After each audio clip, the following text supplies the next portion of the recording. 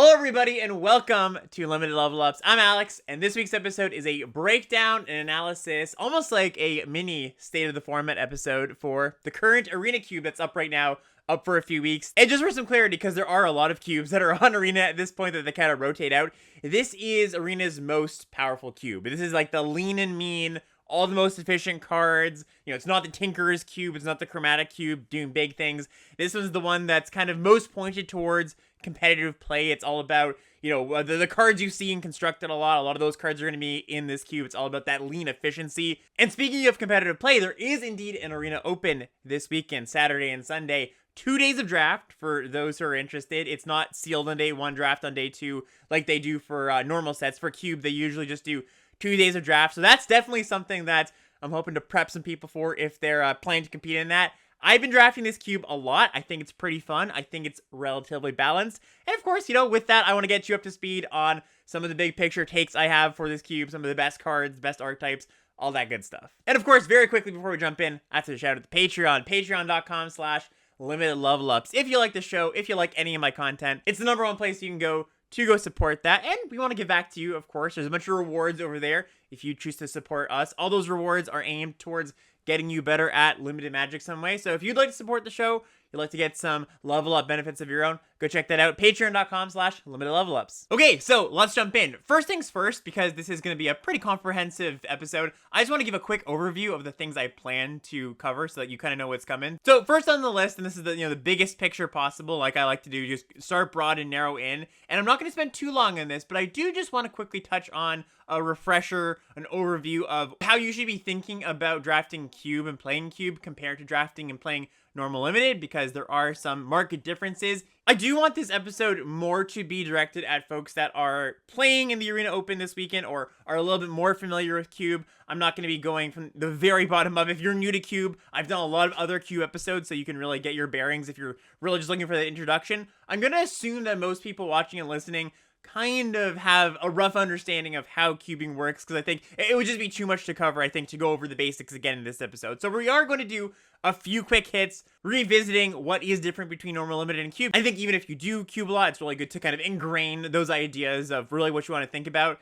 Next up, I want to talk about the big picture thoughts on this particular iteration of the cube. So what's changed, what I think is good. Then I want to get into the archetypes. I want to get into the top cards in each color. And then to close this out, I want to talk about a few small things here and there, like the alchemy cards, aka me reading some of the alchemy cards so that you don't have to. I know the alchemy cards. There are a lot of alchemy cards in this cube, and I know not everybody is familiar with them, so I'm going to let you know which ones are good so you don't have to go through reading every single one of them. I'm also going to talk about some traps, some cards, or maybe archetypes, or just things I think people are drawn to in Cube that might not actually be the most winning things. And then if we have time, I do want to touch on draft navigation, how you actually, applying everything, basically, putting it into practice. So that's what we have on the docket today. And, like I mentioned, we're going to start with these Cube quick hits, just the straight differences when you're coming for normal limited, how you want to change your mindset a little bit, the things you want to consider when you're drafting Cube. Okay, so first point here, and we're starting off strong. This is, I believe, the most important thing to consider when you're trying to figure out what cards you want to take out of your Cube pack. I think this is the #1 thing that new Cubers kind of get wrong or have to take some time to adjust to, and that's that above all else in Cube, efficiency is king. It just really is. The good cheap cards are so invaluable. They're so irreplaceable because there's just not that many of them, right? Super efficient cards like Lightning Bolt or Swords to Plowshares, Elvish Mystic. When you open a pack of Cube, there's going to be like 7, 8, 9 cards that in normal retail limited, you'd be like, oh, I'm slamming this pick one pack when, a 5-drop dragon or a good 6-drop or something. And in normal limited, those cards are good and high picks because there aren't that many of them, right? You just don't see that many good, 5-mana hasty dragons. They're just not that common. You're very lucky to open one of those. Those would be one of your best cards in your deck. But they're kind of a dime a dozen in Cube. They're all over the place. The thing that you don't get a lot of are these cheap, super efficient spells. These are the thing that there's a bottleneck on, right? There's no bottleneck on the expensive cards. There is a bottleneck on how many good, cheap 1, 2, and 3 mana cards you're going to see. And when I say cheap, I say, 1 to 3 mana.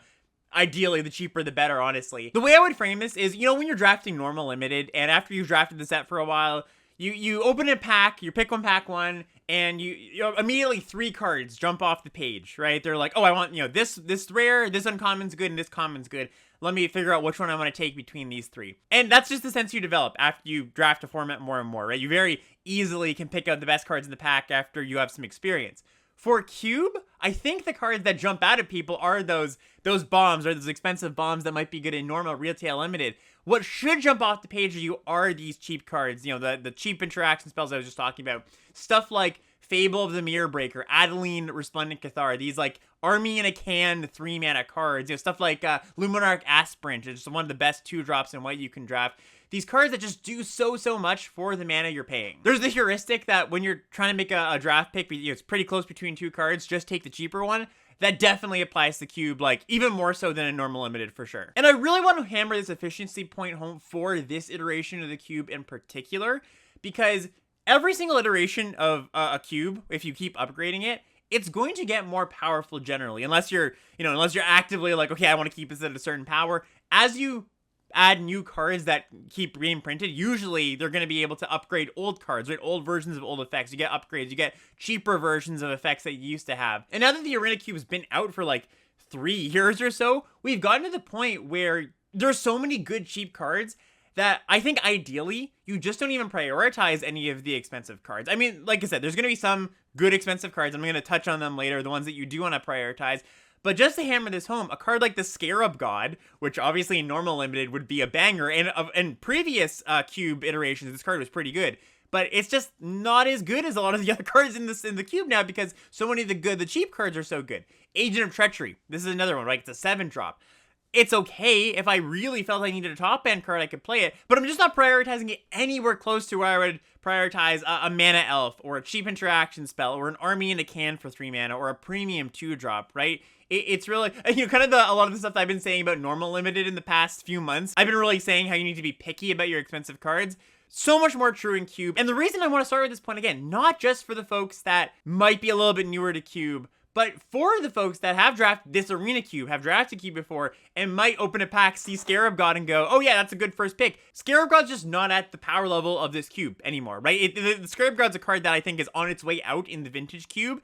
And of course, this Cube is not as powerful as the Magic Online Vintage Cube, but just really want to highlight the fact that context matters, and these cards that look really busted are probably just worse than you might imagine if you haven't had a lot of experience drafting this Cube yet. Next up, one of the big picture Cube points that always gets brought up is a good mana base is so key. And there's a few reasons for that. Number one, there tend to be more double-pipped cards in Cube, something like Counterspell, blue, where you need blue early, or like green pretty early. Generally, Cubes have powerful cards in them, and from a design perspective, more powerful cards mean more colored mana costs, or you're gonna have a higher density of mana costs. And so what this means is if you have a 2-color deck, you can't afford to have no fixing, no dual lands. You just absolutely have to, right? If you have cards that are blue, black in your deck, and you have no dual lands, no Watery Grave, no, Triomes or anything, you're gonna not be able to cast your spells in a timely fashion. And it's really important to cast your spells in a timely fashion in Cube when everybody's doing powerful things, right? In normal limited, if you miss a beat, right? Maybe you're missing a color, maybe you're missing, your second island to cast a double blue spell. You can maybe take a turn or two and you draw it. And it's like, okay, it's fine. I didn't cast it on curve, but I cast it next turn. In Cube, that one turn is going to be the difference between winning and losing so much of the time. So you really can't afford to stumble, and you need to make sure that you can just cast your cards when you draw them. I do want to clear up sort of a misconception that I've come across. Generally when people talk about cubing, this point of having a good mana base comes up pretty frequently, and that gets translated into you need to take lands highly. And I think that further gets translated to, oh, I should be first picking lands, or I should be second picking lands. And I think that's a bit of a step too far. There are certain strategies in certain cubes that, by the way, I don't think this strategy is actually particularly good in this cube, where you take all the lands pack 1, and then pack 2 and pack 3, you're just playing a 4 or 5 color deck. I don't think that strategy is very supported in this cube because there is a relative lack of dual lands compared to other cubes. I also don't think you should just go willy-nilly first picking a Watery Grave or a Stomping Ground, hoping you're going to end up in that color pair. The idea between take lands highly, in my mind, is once you have a good idea of what your color pair is, take your color pair's lands very highly. You're blue-white in the middle of pack 2, take that Hallowed Fountain, that shock land, pretty highly over even pretty good playables, right? It's very important. I would say I'm unhappy if I have below 2 dual lands, and really you're aiming for like 4 if you can. I guess the one exception I would make to taking lands early is triomes. You can prioritize those, the lands that tap for 1 of 3 colors, because you take a Jeskai triome early, right? A Rogran triome, the one that makes red, blue, and white. Well, you can play that in 3 decks, right? Or maybe even more than decks, right? But it fits into 3 color pairs. So that is a flexible-ish pick. I still wouldn't recommend doing that if there are good spells in the pack. Like, you want to lock in your powerful spells, just like in normal limited. Your early picks should be dedicated to the most powerful cards in the pack. Don't get drawn into taking lands too early when you don't know what you're doing or you're still navigating. But once you're sure what you're doing, yeah, lock in those lands. Last point I want to touch on that often gets brought up when talking about the differences between normal, limited, and cube. I'm calling it drafting with a vision in mind. Sometimes you might hear people say drafting decks, not drafting just cards. Sometimes you might hear people say, drafting cube is almost like drafting a constructed deck. And I think sometimes this gets people tripped up because they think, oh, I have to be drafting a deck with like these intricate combos and like a constructed deck with these like hyper synergistic cards. It doesn't have to be that specific. Really, when people say draft a deck, not a pile of cards, or you're drafting something close to a constructed deck, or what I'm saying here, draft with a vision in mind, is just saying when you first pick an Adeline, I'm going to use cards that I've already talked about. An Adeline Resplendent Cathar, which, by the way, I'll read this one out. 1 white, white. Adeline's power is equal to the number of creatures that you control, and whenever you attack, just with anything, not just with Adeline, you make an attacking 1/1. When you first pick an Adeline in normal limited, like in Midnight Hunt, you were like, oh, sweet, I've got this awesome card, and maybe I'll be red-white, maybe I'll be blue-white. Like, it just fits in my deck no matter what. In Cube, when you first pick an Adeline, I'm like, I'm going to be mono-white, right? I'm trying to, as I go through the next few picks, take cards that go in a mono-white deck. Or you first pick an Elvish Mystic, right? Just a one-mana mana dork. In normal limited, same thing, right? You're like, okay, I could be like a black-green deck or a black-blue deck. In Cube, I'm like, I take an Elvish Mystic, I know where it wants to go. I know it's going to be in a green ramp deck. I don't want it in like a green-black mid-range deck necessarily. Or at least it would be fine there, but I'm not going to try to draft that kind of deck. I'm trying to draft the ramp deck that's trying to cast 7-drops and Crater Hoof Behemoth, right? So when you take a card early, envision where you're planning to end up. This isn't to say that you should be inflexible. This isn't like, I'm taking Adeline, I'm forcing mono white. No, I think it's still very important to be flexible in your drafting. That's just to say that as you're drafting, it can sometimes be easy to end up in kind of just like a mid-range, that pile of cards, right? That's not really... You look at your deck at the end, it's like, hey, what are you doing? You show it to your friend, and your friend asks, what's your deck? What kind of deck did you draft? And you're like, oh, I've got like some green-white things. You've got Elvish Mystic and Adeline, which I've already outlined are both good cards, but I don't see Elvish Mystic and Adeline really going in the same decks most of the time, right? I think most of the time, your Elvish Mystics are for those mono-green ramp decks. So just something to think about every time you take an early card. Think about where you're going with it. And this is true for normal limited too, of course. Just the magnitude of how much I think you need to think about that is increased because of how streamlined your decks should be at the final product. And without further ado, let's get into some big picture points about this iteration of the Arena Cube. So if you've played the Arena Cube before, the last time it was out, I believe, was around December, January. We had an arena open then too. So if you went deep on playing the Cube then, you're going to have a pretty good idea of what's happening right now. They actually swapped out a lot of the cards, like I think 40% of the cards or something. And you would think that there would be some reasonable upheaval in what's happening in this queue, the archetypes changing. And, well, I think there were small power level shifts. So, some colors got slightly better, some colors got slightly worse. Overall, it's roughly the same archetypes, the same things going on. A lot of the things that changed were more upgrades to certain cards, right? Some of the weaker cards in each color got taken out for some more powerful cards. Again, the cube just gets more powerful as time goes on. And if you haven't had any experience with this cube, the idea behind this cube, in my mind, the way it's laid out, the main thing that's going on is there's kind of 5 pillars of the format, right? 1 pillar for each color. Those are your kind of macro broad archetypes. And there are some very specific archetypes, like, you can get some sacrifice energies in black-red, maybe some blinking things going on in blue-white. We're going to get really in-depth on the archetypes in a few minutes. But I just want to lay out the idea that most of the decks are going to fall into the category of base, whatever color they are, doing their own thing. So, for example, for blue, base blue control, right? You can be base blue with a secondary color. White, black are pretty common. For red, you've got mono red aggro. For green, you've got green ramp. For white, you've got white aggro. Black is sort of the problem child in this cube, in a lot of cubes too. its cards, I think, are not actually as good as the other ones. There's kind of some weird trinkety cards that are not particularly good. It's also the deck that has the least identity out of all of them. Like, all the other decks are kind of doing their thing. You know what you're doing in your green ramp deck. You know what you're doing in your mono red aggro deck. When you're black, you're kind of like, all right, I'm kind of controlling, kind of attrition-y, kind of mid-range, I'm playing some powerful cards. So just in general, I like white, red as the two best colors. Just, putting it out there. I think mono red and mono white aggro, if you can get those decks, are the two best decks. Blue base control, I think, is also quite strong. Green, one of the changes from this cube is I didn't like green very much last time, and I think that green got quite a few upgrades. Its finishers got a lot better. We now have Craterhoof Behemoth, which is one of the best cube finishers in green. We have a few other good top-end cards that we'll touch on. As I get into talking about the rest of the concepts that, I think are really important to this cube, just frame all of the cards and all the archetypes with these 5 pillars in mind, because most of the decks are going to fit in nicely to those 5 pillars. I mentioned a second ago that when you take a card early in the draft, you should have a vision of where you're going.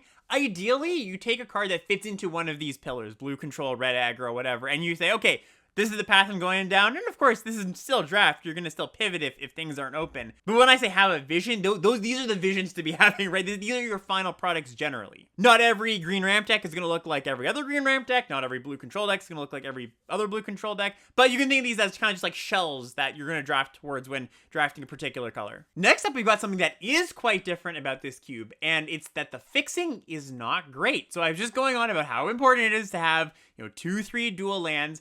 But we've only got 4 cycles of dual lands in this set for each color pair. Like there's the triomes, and we're going to get to a few other lands that are important. But for each color pair, you only get 4 lands. And we used to have 5. And that sounds like not that big of a deal. But what they did is they took out 2 of the older cycles. Like there was like the Midnight Hunt slow lands and some other cycle. And they added in the Modern Horizons, the canopy lands, like so Fiery Islets, the Horizon Canopy, the ones that add mana, but you have to pay a life and you can sacrifice them to draw a card. We also have the Shocks and the Chuck land, the Fast lands, Steam Vents, Sulphur Falls, Spire Bluff Canal. But here's the thing, like I said, they used to have 5 lands for each color pair, so that was a nice number. You were fairly comfortable if you were in your color pair, you'd see a few of them. But now we have 4, but it's almost like we have fewer than 4 cycles because the Fire Islets, Horizon Canopy, these like pain lands, the ones that you have to pay a mana every single time, aren't very good. Like you don't want these in decks that aren't pure aggro decks because paying a life every time you tap your land for mana is really, it's quite bad. You just don't want to play this in like a control deck if you can help it. It's going to hurt your win rate quite a bit. So really, unless you're talking about like a white aggro deck or a red aggro deck, you've only got 3 cycles of dual lands for each of your color pairs. So what this means is that when you see them and you're in those color pairs, take them even higher than you might have in previous iterations of the cube. This also means that splashing is just quite a bit worse. I think that generally you should be aiming for a 2-color deck. Ideally, actually, I think you should be aiming for something closer to a monocolor deck with a little bit of a splash. We just were playing Eldraine, right? Throne of Eldraine this week on Arena, and the thing about Throne of Eldraine that's the most important thing is making sure your mana base is functional for playing monocolored cards. Like you want to have something like 11, 12, 13 islands in your blue decks in Eldraine. You kind of want to build sort of like that in this cube too, because there's just not a lot of great fixing. So in my base blue control decks, I don't want a red card very often, or a white card. And if I have a white card, like I'm trying to play a Wrath of God, I really have to prioritize those lands, or else, like I said, I'm just gonna end up with situations where I just cannot cast my cards. So the outcome of this is, 1, just try to get deep into one color, right? I was just talking about those pillars of the format a second ago, the mono green, mono blue controller, or base green, base blue, I should say, not mono, because you're likely gonna have another color in there. But you're hoping that like 75% or more of your deck are just one color.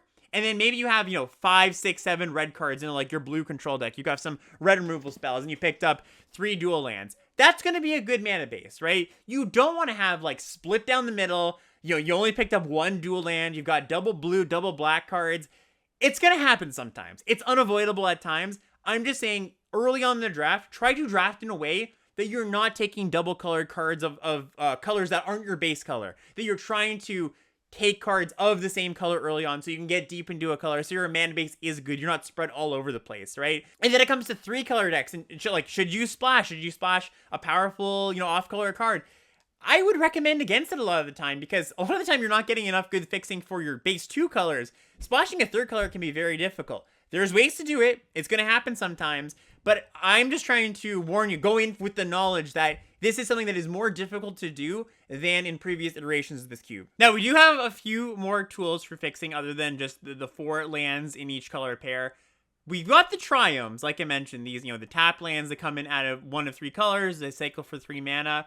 They are worse, though, in play, unless you're playing actually 3 colors, because tapped lands are a cost, in cube especially. Like, when you have a tapped land in normal limited, you play it turn 1, you don't feel too bad. In cube, you might have a 1-drop. In fact, you will have a 1 mana play a lot of the time, right? So, 1 mana being given up at some point, even on turn 1 or on turn 4 or wherever it is, that's a downside, right? So you can't just be like, oh, but I have, Indotha Triome and Zagoth Triome, and so my black-green deck has 2 more dual lands. It's true, and that can supplement your other dual lands, but you do have to recognize that coming in tap is a cost. These aren't ideal. They're flexible early picks in the draft, that's what I like, but they are worse generally in gameplay, right? Because they come in taps. We do have access to 2 cards I do like a lot, and I was saying a little while ago that I don't think you should prioritize lands in pack 1 when you're not quite sure what you're doing. That's not true for these 2. So Fabled Passage and Forsaken Crossroads, these 2 are great because I'm happy to first pick these a lot of the time, because you're going to play these no matter what you're doing, as long as you don't end up with a mono red deck. So Fabled Passage, of course, a lot of people I'm sure are familiar with this. This is just the Evolving Wilds variant that if you have 4 or more lands, it comes in untapped. Forsaken Crossroads is a card that I think is pretty undervalued. I don't think a lot of people know this card that well.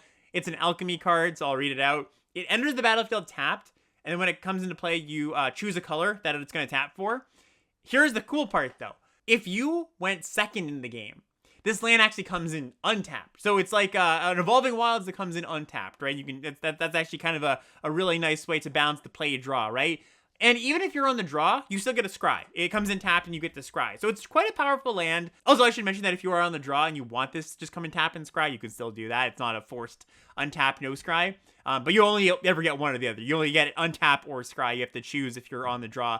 Anyways, Crossroads and Fabled Passage, both really good cards. Both cards that I will take relatively early. Another thing that I've noticed about this cube is that the multicolored cards, most of them, are actually not that strong relative to the monocolored cards. I noticed this week that a lot of my drafts just didn't end up with a lot of gold cards, and this was just kind of a curiosity. I was like, oh, that's kind of interesting.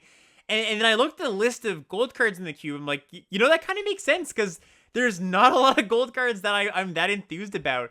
And in the draft, I often, I had let's just say I was blue-white. There'll be a blue-white gold card, like a Reflector Mage. Well, there was just like a cheap blue counterspell I wanted instead. Like a lot of times the monocolor cards, overview of how well the multicolor cards are doing. Currently, the best performing multicolor card is Kolaghan's Command. And then there's like Prismari Command, which is not too far behind that. And both these cards are strong cards. But Kolaghan's Command, the highest winning multicolor card, is only winning at like 60% game in hand win rate, which is high. It's good. That's a good card. But a lot of all the other multicolor cards are below that, going to like 59, 58, dropping down to, some of them are really low. Like some of them are actually quite bad, and I think that partially it's because they have to put some kind of medium cards in to meet the quota for enough gold cards for each color pair.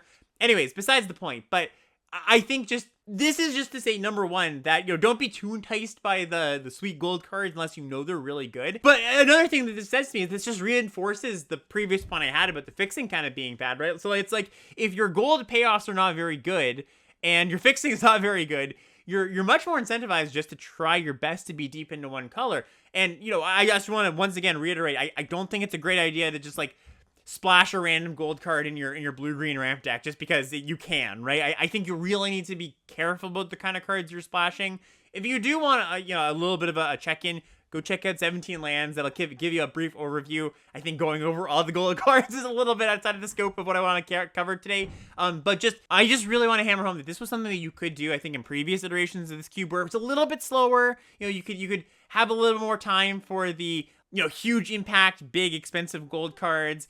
There was, you could splash a bunch if you really, really wanted to. I think a lot of that has kind of been squeezed out of the cube, both because the fixing isn't as good, so you're not going to be splashing all these multicolored cards, and because they're just not some of the better cards in the cube in general. And my last big picture point about this cube is it's quote-unquote aggressive, right? I don't necessarily want to call it like an aggro-centric cube, because there's a lot of decks that aren't aggro decks. I think it would be a poor descriptor, but you're going to face mono-white aggro or base-white aggro a lot of the time, and mono-red or base-red aggro a lot of the time, and even when you face a green ramp deck, you can't afford to stumble. And when you face a blue control deck, you know, they're really praying you stumble so that they can just, you know, have that little bit of breathing room, and then next turn keep up all their counter spells and card draw.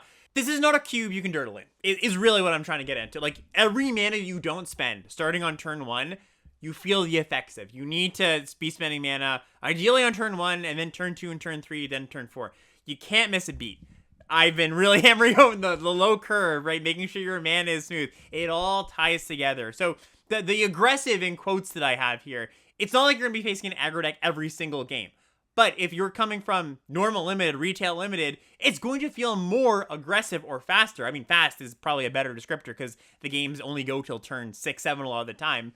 In that short game, you need to be doing things every single turn of the game. So just keep that in mind. That's very much a cube thing in general. But for this cube in particular, now that it's gotten a little bit faster, now that it's gotten a little more powerful, it's even more important. So now we're going to get into talking about some archetypes and some top cards for those archetypes and the colors. But one thing I did want to touch on, and I referenced it a second ago, but I've gotten this question a lot this week, and I get this question a lot whenever cube comes up, but should you use 17 lands data for evaluating cubes and figuring out the good cards? The idea here being that whenever we look at like game in hand win rate data on 17 lands, we're always looking at aggregates, right? We're always looking at averages. And because a normal limited set is a smaller card pool, you know, there's like only 280 cards in a normal limited set compared to like the 540 in a cube, most cubes.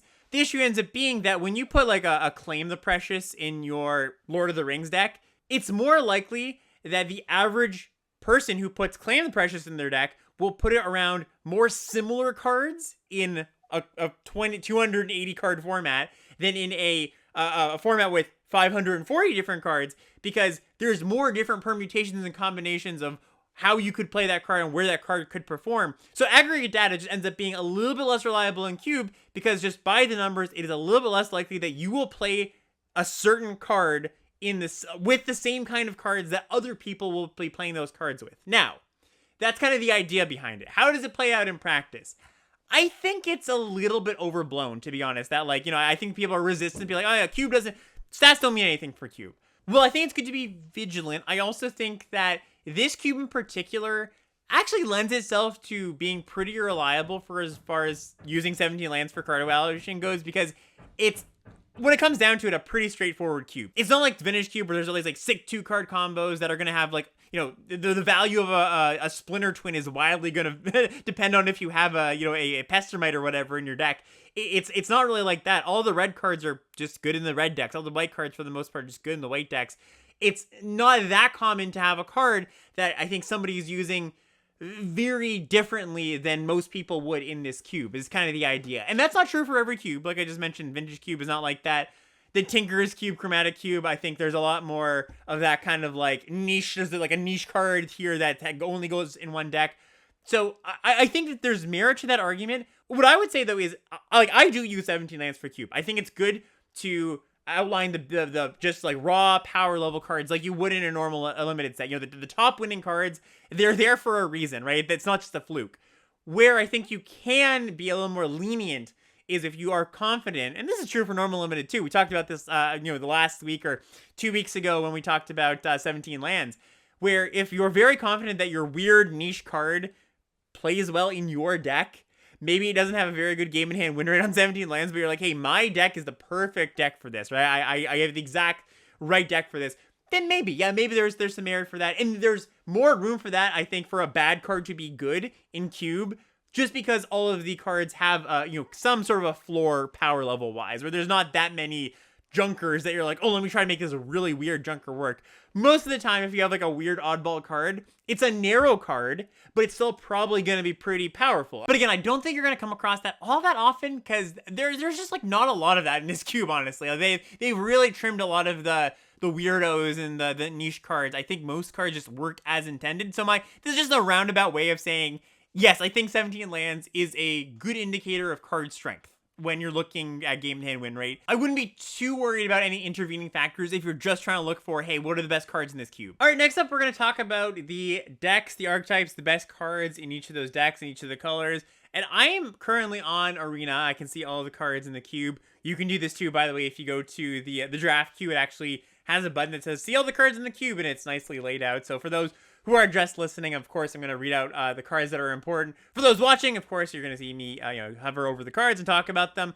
But let's get into them, talk about the cards that I think are standouts, ones you want to prioritize. And really, I just want to just flesh out those 5 pillars I was talking about. I'm going to talk about some, kind of, offshoots of those pillars in a second. But really, if you can nail down and understand what these 5 pillars, the 5 decks for each of the colors are trying to do and what cards you want, what cards are important, it's going to get you a lot of the way there to drafting good decks. So let's start with white. I currently have white as the best color. It's the deck I most want to get into. Just, mono white aggro, it could be that, but one of the really great things that the new cards that got brought in did for white is no longer a just one-note aggro color. There was, there's some control cards you could pair with your, like, blue cards. You have blue-white control. That was another very popular cube archetype for a long time. You can still do that, of course. But white in the last few years, and we saw this in the vintage cube about a year ago, this shift happened, and now it's coming to the arena cube. They've just printed a lot of really good mid-range cards, right? So you can have more of this, not the cast a Savannah Lion, a 1-mana 2/1, attack ya, cast a Thalia, attack ya, not that kind of game plan. A little bit more towards the, I cast a Wedding Announcement. I cast, I have a Wandering Emperor, a Restoration of a Gonjo. This more like, there was a deck in Standard that was kind of like this, right? Mono whites, mid-range, where it was just, you had like Reckoner Bankbusters and Wanderers and Farewells. So you're kind of this more mid-rangey control-y deck, and that works quite well too. Like a lot of the white cards, part of the reason I like white is a lot of the white cards are just good. There are ones that are more pointed towards the aggro decks, like, the 2/1s, the Savannah Lions, like I was talking about. But most of the white cards are just good in most decks. So you can be pretty confident early on taking white cards that you'll see other white cards that do what you want to do, right? This isn't always the case for some of the other colors. Black, I think, like I mentioned before, is one of the worst offenders for this, where it's like, there's some really aggressive black cards and some like really grindy black cards and they kind of don't mesh that well. With the white cards, if you're putting some of the more mid-rangey cards in your aggro deck, it's kind of okay, because the mid-rangey cards are still good in aggro, like the Wedding Announcements and the Wandering Emperors. You probably want to stay away a little bit from putting like Soldier of the Pantheon in your, blue-white deck or something like that, but I think a lot of the white cards just play well in a lot of places, so let's get into them. First one here, and this is Alchemy Alert. This one's a banger, and this one's one of the best white cards in the cube, and I know is not on a lot of people's radar. And this is Banalish Night Counselor. So this is single white mana for a 2/1. It's got Enlist, and for those who don't remember Enlist, basically when this attacks, you can tap a untapped, not attacking, not summoning sick creature. So it's kind of strange, but basically the idea is when your board is kind of stalled, you can turn this to a better attacker. When you enlist the creature, you add its power to this Night Counselor. So for example, let's just say you had a 2/2, you attack with the Counselor, you can enlist the 2/2, tap it, this Counselor is going to attack for 4. That's pretty darn good for your 1-drop. Your 1-drop attacking for a lot of damage. Being a 1-mana 2/1, like I said, these decks just really, really want their 1-mana 2/1s, the aggressive decks. But it also has another ability. Whenever you enlist a creature, you get a boon, which is kind of just this like effect that affects your next creature. And the boon says whenever you cast your next creature spell, that creature enters the battlefield with a +1/+1 counter. You can just keep doing that, right? As long as this knight gets in, it's going to get in for a few points early on, and then it's going to like eventually start enlisting. Your creatures are going to become bigger, the ones that you're casting that you've drawn off the top. So really a premium 1-drop and one that you should prioritize highly. Then you got like Esper Sentinel, which is a nice little 1-drop. Giver of Runes is one I definitely want to call out. Single white mana, 1/2. Tap another target creature you control against protection from colorless or the color of choice till end of turn. Just, if you haven't played against Giver of Rune, Mother of Rune style of cards before, super duper annoying. You have to kill this before you target anything else or get into combo with anything. One of the better white cards for sure. Swords to Plowshares, another one of the best white cards in the cube for sure. Just, single white mana, exile target creature. Its controller gains life equal to its power. better in the more controlling or mid-range decks, but also you're always going to play this in your aggro deck still. Like, yeah, sure, gains them a little bit of life, but you know what? It's way better that they have 6 life than they have that Elder Gargroth in the battlefield, right? So it's a premium card no matter what. Then we've got some cube classics here: Thraben Inspector, Usher the Vanguard, Adonto Vanguard, you know, just these like solid mono white cards. Luminarch Aspirant, one of the better 2-drops. And another banger, and this is, funny enough, this is the top performing white card on 17 lands right now. Sigardian Evangel, another alchemy card that I know is probably not a lot of people's radars. This card's really strong. So this is 1 and a white for a 3/1. When it enters the battlefield, you conjure a card named Sigardian Evangel into your hand. You discard that card at the beginning of your next end step. And when Sigardian Evangel enters the battlefield, you tap target permanent you don't control. So basically, you cast this on turn 2, you get a 3/1. Okay, that's, you know, that's fine. You're fine playing a 2-mana 3/1. And you get a, you know, funny enough, you get another, the copy you get into your hand, and then you discard into the graveyard, even on turn 2. So you get this additional copy of Sigardian Evangel in your graveyard if you might want that, and there are reasons you might want that. Okay, so let's say it's turn 4. You cast Sigardian Evangel, tap down one of their things. You probably get in a pretty good attack, and you're definitely going to get in a good attack because you're going to conjure another one to your hand. You're going to get another one. You're going to cast another 3/1, tap down another thing, and that just scales with the more mana you have, right? If you on turn 6, if you just draw your Sigardian Evangel, you're going to basically effectively draw 3 of these, right? Because you can pay 2 mana, 2 mana, 2 mana. They keep chaining each other. And just really a fantastic aggro card. The reason I say it's important or it's relevant that this card goes to your graveyard, like you discard the additional copies you can't cast at the end of turn, is with comboing with Sarah Paragon or Luris. Both of those are cards that you can cast cards from your graveyard. And just the fact that on turn 2, you can cast the Guardian Evangel, bin the additional copy. Then on turn 4, cast your Sarah Paragon or your Luris or whatever. You get to start the chain all over again. Really quite a powerful thing to do. Some other standouts: Thalia, Guardian of Thraben, Adeline, Blade Splicer, Elite Spellbinder. All these just, you know, your classic good mono white cards for the cube. One that I've been really impressed with is Restoration of Agonjo, another one that is better in the more mid-rangey decks, but I think, you know, you're totally fine to play this in your controlling decks too. And at the end of talking about each of the individual colors, I do want to just quickly touch on the color pairs and what cards should draw you into adding some blue to your deck. Because in general, for most decks in this cube, I think, again, you should be thinking of it as base 1 color and then adding additional color for some good cards or just make playables. A little bit less so like, what's blue-white doing? Because like in some of the cubes on Arena, or just cubes in general, blue-white has a very clear blinking theme. And you got a little bit of that here. You got like Reflector Mage, you got Yorion. Ephemerate is in this cube, and I do like Ephemerate when you've got enough enter the battlefield effect creatures. But it's not like, you know, the Chromatic Cuters, like, you know, the big spells deck, or like even Black-Red Sacrifice, which is like a small theme. That's not like the deck, right? I do think that if you're trying to find the most cards that play well together, you're looking for the cards that are just of the same color. But again, you can have some offshoot decks. So when you add blue to the white decks, you get Yorion, you get Teferi, Hero Dominaria, Spell Queller, Reflector Mage, New Edition, Invasion, and Euphorexia. I think a lot of the gold blue-white cards are actually quite strong. Like, I like all of these cards. Sphinx's Revelation is the last one here. Probably I like it the worst.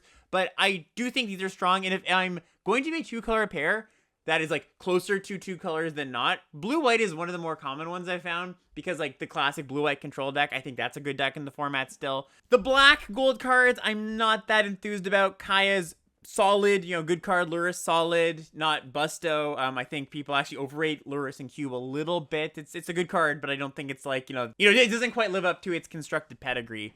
Moving on to white green, not a lot of great stuff. Dromoka's Command, Voice Resurgence, Night of the Reliquary, all kind of whatever. Mirari's Wake you can do some cool things with. I think Mirari's Wake is a legit card for the ramp decks, but not really interested in drafting green-white in general. And then the last color pair, red-white. Red-white's also pretty solid. It's got Showdown of the Scalds, Lorehold Command, Nahiri. I think that generally when you're red-white, or just like a base white aggro deck versus a base red aggro deck, it is very important to not be split down the middle. Again, to make sure the mana is clean, you want to be heavy one color, just splashing a few cards to the other. Like, I've had heavy white deck splash, Lorehold Command, splash, Showdown of the Skulls. That's something pretty common. Overall, like I said though, white, flexible color, I like a lot of what it's doing. Another color that I like quite a bit is blue. Blue is my favorite color, I think, to play in this cube. And what you're looking for with blue is cheap counterspells counter spells that draw you cards and the expensive finishers. It's kind of just like, most of the good cards can fit into one of those three camps. So we're looking at stuff like actual OG counter spell. Censor is one I want to call out because this card is, I think, quite underrated. I get it late really, really often. And any of these 2-mana interaction spells make this appear. Censor, of course, OG counter spells. They're going to be better than you're expecting, especially if you're just framing it from normal limited in mind, because all of the things that make counter spells good in some limited decks. For example, you get to play your instants with other instants. There's a lot of, get a nice blue instant speed package in this cube for sure. But the thing is, something like Censor, which is counter target spell unless its controller pays 1 for 2 mana, cycling for a blue mana. You might think, okay, like how often are they gonna tap out? Well, in cube a lot. Like a lot of the time, people are just trying to like slam their 4-drop, slam their 5-drop, and Censor just really, really gets them. Make disappear, very similar. Snapcaster, Ledger Shredder, both pretty solid cards. I like Brazen Borer. I like Aether Channeler. I like all of just basically any counter spell. The ones that draw a card like Exclude, Dismiss, Kindred Denial, which is an alchemy card that basically is kind of like Dismiss. It's 2 blue, counter target spell, seek a card with the same mana value at that spell, which just means your deck just tutors for you a spell of that same mana value. So you counter a 4-drop, you'll draw a 4-drop. Commit to Memory is another one I like a lot. Nightclub Bouncer. Here's another alchemy card I really definitely have to shout out here. This is really strong if you haven't played this card. This is 2 blue for a 2/3 flash. When it enters the battlefield, return target non-land permanent an opponent controls to their owner's hand. It gains, this spell costs 2 more to cast. So it's gonna, you bounce their 4-drop, it costs 6 now. And in a format that's as lean and demands to be as efficient as you possibly can as cube, that 2 mana is like, it's a death sentence for that card. A lot of times, like a lot of games, they're just not going to be able to recast that. So definitely keep your eye out for this card. Really quite strong. There's also stuff like Vendilion Click, Forensic and Metamorph, solid cards. And then we get to the finishers, the top end here. The ones I like. Sublime Epiphany, that's number 1. Torrential Gearhulk, that's number 2, because it plays very well with Sublime Epiphany, but it's just good in general too. I like Frost Titan. I like Shark Typhoon. Time Warp, solid. Although I will say with Time Warp, I do think you want to be doing something with it. Like, you have Planeswalkers, or you're looping it from your graveyard in like blue-green or something. Blue's just got a lot of strong cards too. It's a little bit less flexible than white is because, it's kind of just playing the control game. It can play a bit of a tempo game too, but it's really trying to just draw cards, play finishers, play counter spells. It's a pretty simple formula. Just as many counter spells as you can get, instant speed card draw, and those good top end cards. Blue pairs pretty well with basically any color. Like in blue-red, you've got sweet cards like Prismari Command, Expressive Iteration. In blue-black, you get like Thief of Sanity, Kaito Suzuki, Hostage Taker. I mentioned Scarab God, which I think is not actually all that great. I talked about pairing it with white. Then there's blue-green, which is more of a green deck than a blue deck. Like, it doesn't really want all the counter spells. It's more of like base green with the ramp and, so just some good blue card draw or something. It's not doing a lot of the same stuff that I was just talking about. You're much more about getting on board early. And the green, blue, gold cards are okay. Like, Hydroid Krasis is a good card.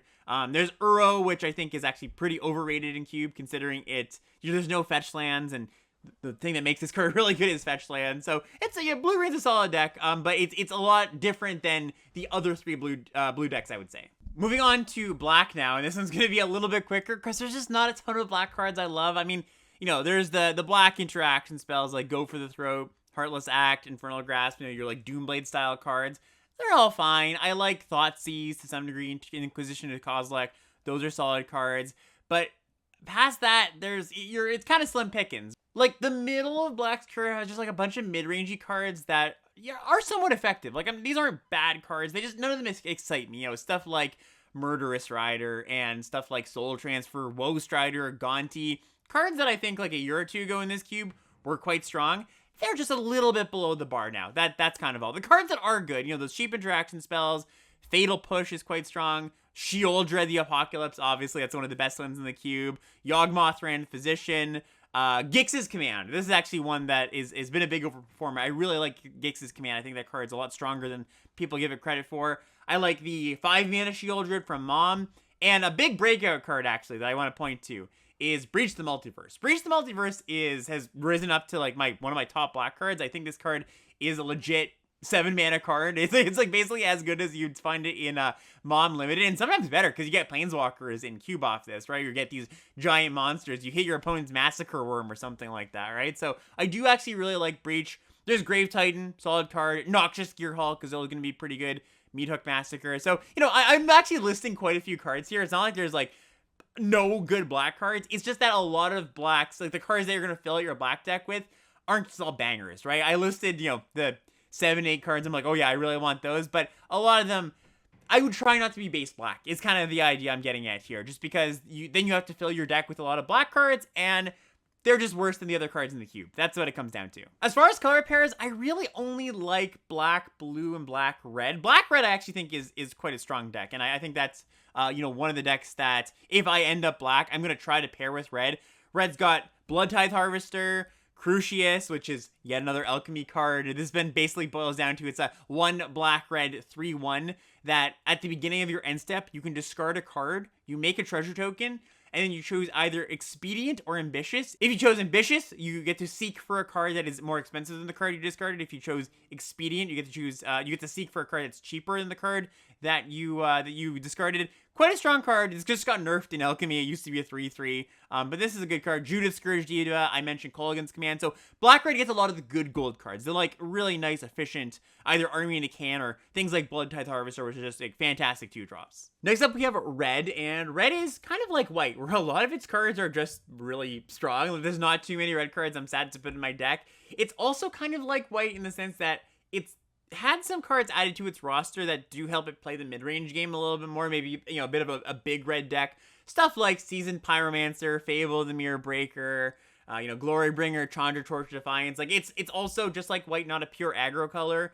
Let me just point out some of the cards, though, that you're looking for. So, Kamano faces Kakazan. This is one that is really strong. This is the best red 1-drop in the cube, in my opinion, followed by Fanatical Firebrand, which is another really strong red card. You're just getting so much for your mana for Kamano, so really a high pick. It, Lightning Bolt, and Fable the Mirror Breaker are my top 3 red cards in the cube. And then, you got your Bone Crusher Giants, you've got your Krenkos, you've got your Kindling Phoenixes, and stuff like that, and just, good mono red cards up the curve. You get the more expensive stuff. We've got, like, Inferno Titans in the cube. That's still pretty strong. Embercleave, of course. Goldspan Dragon. So, red's just a good color. Red's a color that, I'd love to be mono red if I could, but it also complements all the other colors pretty nicely. Like, I'm pretty happy being in, like, a base blue deck with red removal spells, a base black deck with red removal spells. It's a color that, once again, is flexible and one of my favorite colors to be in.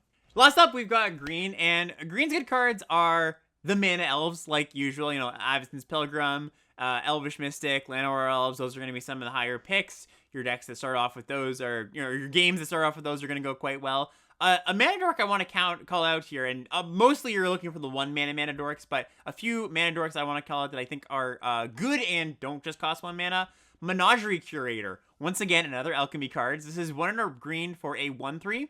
Taps to add a mana of any color, but you can only spend that mana to cast creature spells. But whenever you cast a creature spell that doesn't share a creature type with a creature card in your library, draw a card. So basically, you're going to be drawing cards off of a good number of your creatures, because, there's not a lot of creatures that share the same creature type. I mean, there's a lot of elves in green, but if you're like Ooze on Scavenging Ooze, and a Werewolf Pack Leader is a werewolf. So this card's going to draw a card or two while being a good mana production creature. Paradise Druid is another one I like. I don't like the 2-mana mana creatures like Incubation Druid or Lotus Cobra that just die when they come in and are susceptible to interaction spells. Because if you've got a 1-mana mana dork, that's going to do its thing. There's not many 1-mana interaction spells. If they want to bolt the bird on turn 3, sure, they got me. But the opponent passes the turn, you play a Lotus Cobra, they have a Stomp in hand or a Pillar of Flame. It just doesn't line up that well for you. They're very susceptible. They're asking for removal spells to be cast on them, right? So really, I'm looking for significant upside on my 2-mana mana ramper, like Menagerie Curator, or it's something like Paradise Druid that doesn't get gotten by a removal spell the turn it comes down. Also want to call out Llanowar Visionary. This is the 3-mana 2/2 that when in ETBs you draw a card and it taps to add a green. This is actually currently the top performing green card for the green decks in this cube on 17 lands. And I think part of that is that you're ramping to 7-drops and 6-drops more often than you're ramping to like good 4 or 5 drops. So what that means is Llanowar Visionary helps you in spots where like an Elvish Mystic might not, because it gets you to the 7 mana a lot easier, right? Because it not only does it add mana itself, but it helps you hit your land drops, getting you further through your deck. So don't overlook Llanowar Visionary, another elf I like quite a bit. And then let's go to the top end. So the top end stuff, Craterhoof, great. Titan of Industry, great. Nissa, Ascendant Animus, great. Like, we've got these just like 3 awesome game-ending cards that they've just added recently. Actually, I think maybe Titan of Industry was here in the previous iteration, but Craterhoof and Nissa are new cards, and these, I think, have given Green quite a bit of finishing power, basically. Because I remember before, the problem with Green was you'd be, like, one of the only people in Green, and you'd be ramping into, like, Thragtusk, or like, a 6 mana Vorin Collect, so it just isn't that exciting, So with Craterhoof, which I do think is probably the best of the bunch, green to get it quite a boost, I would say. And just one more thing I want to leave you all with before we wrap up, just some tips on draft navigation. I've kind of gone over what's going on in this cube, some of the better cards, some of the better archetypes, kind of how you want to be thinking about drafting your cube decks, but when you actually get into the moment, what happens? How do you get into a good deck? So the way I've been navigating my drafts is, like I mentioned before, trying to get deep into one color in pack 1. Not always possible, and if you can't do that, try to do it in pack 2, basically. But a very important moment in your cube draft will be the wheel. The wheel in cube is more reliable in what it's telling you than it is in normal draft. Because in normal draft, you kind of are left with the kind of chaff of the pack by the time the wheel gets around sometimes. I mean, sometimes you wheel a good card and you're like, oh, that's that card came all the way back around. That's very nice for me. But a lot of the time, it's not all that easy to tell what other people around you are doing, given, what's left in the pack by pack 1, pick 9, when your opening pack comes back around. In Cube, that's not true. Because in Cube, you'll often have, your pack comes back, you've got 5, 6, 7 pretty playable cards, right? So that actually can tell you what the other people at the table are doing. And generally, what I get from the wheel, the main information is, 1, is my color open enough to be monocolored? Because if I start mono white and I wheel some white cards, I'm like, great, I can be monocolored and I don't have to worry about picking up a second color. And this will often be if I'm like drafting mono red or mono white or mono green too, by the way. Just like, any monocolored deck. I think mono blue maybe doesn't play as well as the other monocolored decks, and mono black, like I said, you don't want to be base black, but I think like mono red, mono white, and mono green, or just like base green ramp. Those are some of the strategies that you can get into and be like, well, I might be one color, or I could add an additional secondary color, right? And when you're trying to figure that out, should you anticipate needing to add a secondary color? Well, if your white cards didn't come back around, that probably means you have to pick up an additional color at some point, whether that be red or blue or whatever it is, right? And what that means as well is, once I realize I can't be monocolored, I will prioritize dual lands higher, and I will speculate on white dual lands. Let's just say, using my example, I'm trying to draft mono white, and it's not completely open pack 1. So late pack 1 and early pack 2, I'll be prioritizing, or at least speculating on, white-black duels, blue-white duels, red-white duels, because I know I'll have to play a secondary color. I'm just not sure which one. I'm not going to be taking those over good white spells, or even great spells of a different color, but it is good to speculate on lands at that point. So that's kind of it, right? Like, try to be monocolored, try to see what the wheel is telling you, see if you can be as monocolored as possible, or you need to move into something else. Maybe all of the green cards just came back and you're like, well, I should do a hard pivot. Maybe that's something you do too. But just the main draft navigation tip I want to give is respecting the mana base, right? Making sure you're not taking a bunch of double pips cards. That will really help your draft be smooth. And watch that wheel. That is the second biggest thing. And that's it. I thank you all for watching and listening, and I wish you all the best luck if you are playing this weekend. And of course, best of luck if you're not doing that either. You're just, playing for fun. And this is a fun cube. I would recommend it. Next week, we got Wilds of Eldraine. We got the set review. Me and Mark back at it again. Monday and Tuesday on Twitch is where I'll be streaming that. I'll, of course, be posting that to the podcast feed and to the YouTube very soon after. So stick around for that. And we'll see you next time. Bye, everybody.